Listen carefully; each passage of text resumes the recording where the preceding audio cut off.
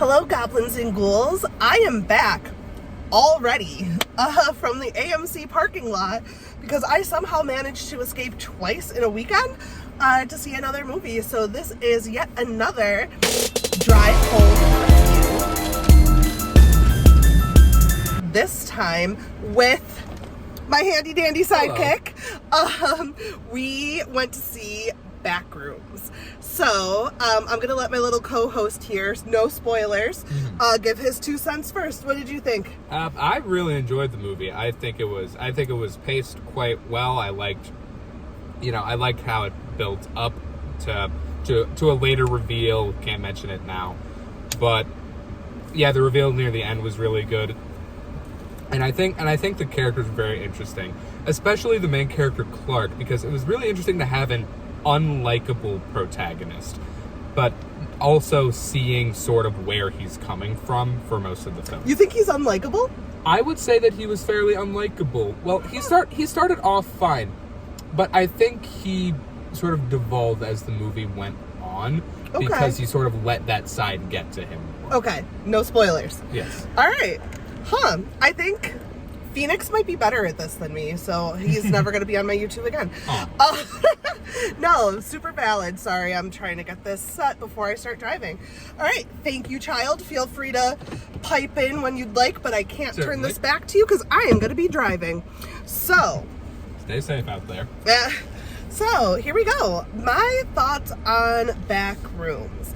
So, I am not someone who had like a ton of knowledge or infatuation about the Backrooms phenomena anyway before the movies. So I went in not totally blind, but not with a lot of lore, I guess. But as a whole, I found the film to be okay. I didn't love it the way a lot of my other horror fan friends seem to really be like losing their minds over it.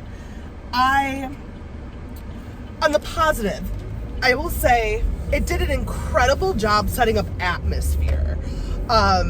Would you agree, Phoenix? Like, yeah, definitely. It definitely set you into this world that was very like all-encompassing, and I feel like usually you only get that fully like engulfed feeling in like first-person found footage films. So I thought they did a really incredible job of setting up that sort of atmosphere and that ambiance. The downside for me, though, I generally really love a slow burn. I do. I love movies that take their time to really build up tension, take the time to character develop, really put the time into the story, and then hit you with the payoff. This was a very slow burn, but I feel like it wasn't a slow burn of tension. It felt like it was a slow burn of atmosphere building, ambiance building, but I didn't feel tense. I didn't feel like it was sort of building up to the things that were then going to happen. So when like the stuff started to hit the fan, it felt very sudden. Even though like obviously plot wise that was going to be happening, the feel was off. So like the pacing was fine in terms of the plot, but the pacing was wonky in terms of 0 to 100 with, I don't know, I guess the vibes, if that makes sense. But overall, the story was cool.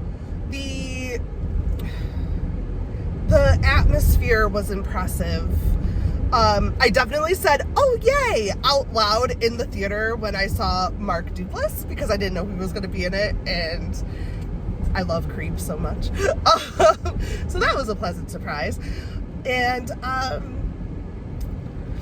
think one other thing that kind of threw me off was the focus sort of switched on who the main character ended up being.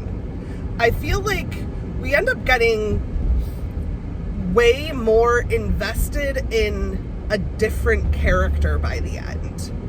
And that was odd to me. Phoenix, do you kind of get what I mean? Yes, but I also feel like it was built on because of various scenes throughout the film. Okay, that's fair. So overall, I mean, if Backrooms are your jam, like, I think they definitely did the idea justice for sure.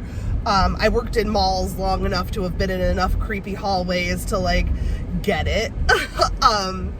So I do think that was done well. I think the character development for at least the two main characters was really impressive. And I think those two characters were really well acted. I think all of our side characters are terrible. The acting was pretty bad with our two co-workers. But I think overall, like, it was well done. It was well shot.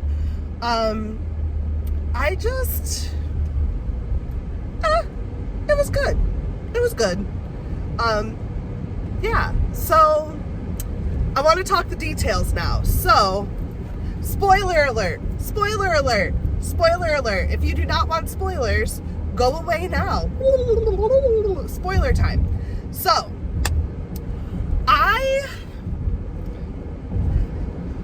think it's weird as hell that we're following Clark. We're invested in Clark. It's Clark. And then all of a sudden, like, Clark just, he belongs to the Backrooms now, and Mary. Like, it was just weird to me that the main character focus switched so drastically. Phoenix, do you get what I mean, or do you disagree? Yes, but at the same time, they were building on Mary having more depth with the flashbacks throughout the movie. At frequent times during the film, it flashes back to her childhood and her paranoid mother, who was established as having some sort of issues, because we see a scene in which she's taken off to a mental asylum. Yes. And that clearly has an impact on Mary, because we see in another scene that it appears that she's taking pills for something. Yeah, and we also have, like, the newspaper on the windows and her, like, saying, I didn't tell you were allowed to go outside. Well, that's her mother, but Mary herself is also on. She steals pills. Like, a baggie of pills out of, like, a cabinet. Yeah, I did notice that, too. I don't know. I was getting invested in Clark, and then, like, he belongs to the streets now. Like, he belongs to the Backrooms now. I also just don't think there was enough character building with Mary. I think they fed us a lot of very obvious sort of flashbacks and, like, yes, here is a spoon feeding you the fact that Mary had a traumatic childhood. Here is 19 shots of this concrete hand that is obviously going to end up being relevant. Like, that just felt like it was beat over the head, but I couldn't tell you a damn thing about Mary other than her mom was clearly mentally ill. Here's 19 flashbacks as to why. So I just wasn't as invested in Mary. I just didn't really care what happened to her. I know that might sound mean, but, like, I just didn't care. I also alright, let's be real here.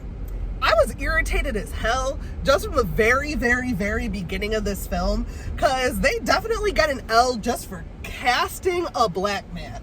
Because what on earth is going to be like, oh, I can pass through this wall, and then he's just going to keep doing it? I'm sorry, none. Zero. They'd be like, nope. They would quit their job, and they would never go back in that building again. Like, well, considered he did have problems, so... It doesn't matter. Even though he had problems, drunk or not, like, I don't know a single black man that would have been like, oh, cool, let me go check this out. Nope. He would have been out. So that just kind of pulled me out of any sense of believability. But I really dug the opening and how that just kind of gave us some creepy vibes of someone clearly Okay, I was just a boomer and accidentally turned off my camera. But shut up. I do love the beginning and how it gave us sort of those someone has been down here before vibes. And the no credit, no problem banner that was clearly from Clark's store, I thought was cool. There was something else I was going to say and I lost it completely. I like the payoff with the scientists later Lean on. over. I like the This way. I like the payoff with the scientists later on, because in the beginning of the film that you see a scientist who gets killed by something in the Backrooms, and then later on at the end of the movie you see a similar group of scientists come back and save Mary from her situation. Oh yeah, I guess it would be. It's Async, right? It's the name of the corporation. It's the Mark Duplass organization. Yes, his name was Phil. Phil. Yeah. So like that was rad. I do just feel like from the beginning of the film to what was Homeboy's name? Clark or Rob? Rob? Was that his name? That sounds wrong. Bobby? Rob? Yeah, his name Bobbert? was Robert. Bobbert. Are you talking about the coworker with the camera? Yes. Right. It was Rob and Kat. Yeah, Bobbert. I never said I was good with names. So, my kid hates me. This is why he's leaving for college. I felt like from the beginning of the film to when Bobbert gets dragged into the abyss, there was no tension built. It was Clark's going on little adventures. He's checking out the back rooms. And then all of a sudden, people are getting murdered in the back rooms. Well, consider that there was the entity at the first Clark scene. He looks through the hole in the wall and sees something smash straight through a solid wall, and then he runs away. All I saw was like the Jesus cutout, like go flying. Yeah, something smashed straight through it, and you could almost like make out a hand coming. I didn't see anything smashed through a wall. I just not through a wall, but he did smash through a cardboard AC. cutout. Yeah, but that still means that something was there. Yeah, it was a thing. I mean, that could have been like, I don't know, Roman could smash through a cardboard cutout. He could. I don't know. He's punched me in the face. I'm heavier than a cardboard cutout. Didn't break you. Yet. Dun dun dun. I don't know. I just felt like, yeah, they showed us that there was something down there, but then he went down there like 19. Why do I keep saying 19? 19's the number of the day. 17 more times and like nothing happened. But then Bobbert goes down once and he gets dragged into the abyss. To be fair, they did see a new area that had not been explored yet. True. Showing his end apartheid shirt was really a cool touch. Yeah. And that was the creepiest rendition of Feliz Navidad I've ever heard. Oh, I must have missed that. The Christmas tree scene. Oh, right. Yeah, that they were playing Feliz Navidad. That lady was creepy. But yeah, Did you catch that was Barbara? Yes. Yeah. I don't know. I feel like it was universe building, ambience building, just sort of straight, and then it's going down, and then just sort of fell back down. It all just felt like the climax just kind of came out of nowhere, and it was short-lived. Like, I feel like Bobbert got killed, the Barbara thing happened, then Kat's yelling in there, oh, there's something behind you, and then it was just like, that whole part was done. Like, it felt like it was very quick.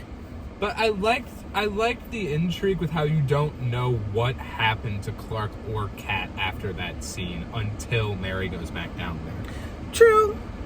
I would have liked the actual horror to be a little bit, for an hour and 45-minute runtime, I would have liked the actual spookiness, the actual horror part. I don't need it to be all jump scares and spooky, but I mean, for an hour and 45-minute runtime, I would have liked more than like 15 minutes. Yeah, I'm just not sure if Backrooms should be treated as a horror movie necessarily, and more of a thriller or a suspense. I just feel like if there's gonna be creepy stuff happening, give me more than 15 minutes. That's fair. That's all. And giant pirate Clark wasn't scary. He was funny. But overall... But I think it was interesting as a representation of his own mind and his ego. Okay, I'm going to go on a rant for a minute. Okay. Yes, interesting as a representation of his mind and his own ego, but can I just say, I am tired of every horror movie needing to be a representation of something. Can movies just be scary again? Yes, but that's what the original Backrooms was about, so I understand that choice here and not necessarily overall.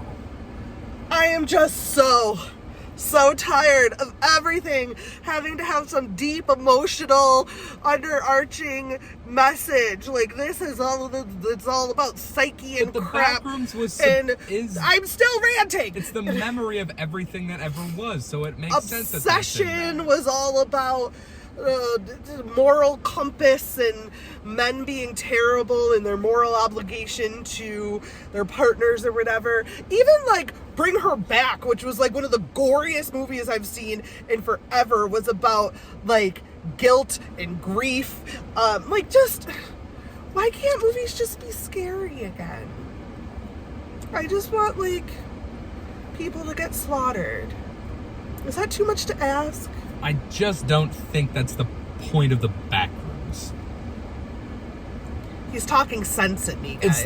It's like you're going to see the SpongeBob movie and complaining there wasn't nuance. It's like it's not the right kind of Patrick movie. is an incredibly nuanced character. He's brilliant. You just don't understand. This ended up being a very long drive home. We've been sitting in the parking lot for like 6 minutes. Slightly divided family here. Yes. Phoenix thought it was a bit better than me. I am not saying it was bad by any stretch of the imagination. I just had a few issues with it. I think, again, universe, atmosphere, ambiance building, brilliant. Story, I don't know. It just, meh. I think that you'll probably get a little more out of this movie if you were already a fan of the Backrooms, specifically the original one by the original creator, because I know he had a hand in this film as well. So I'm 100 if you years like- old. I don't Yeah, know. she don't know nothing. So if you like the Backrooms originally, you will most likely enjoy the film as well. All right, I'm going to turn this camera off so no one sees the child abuse. But thanks for watching, and we'll see you next time. Bye, Peace. guys.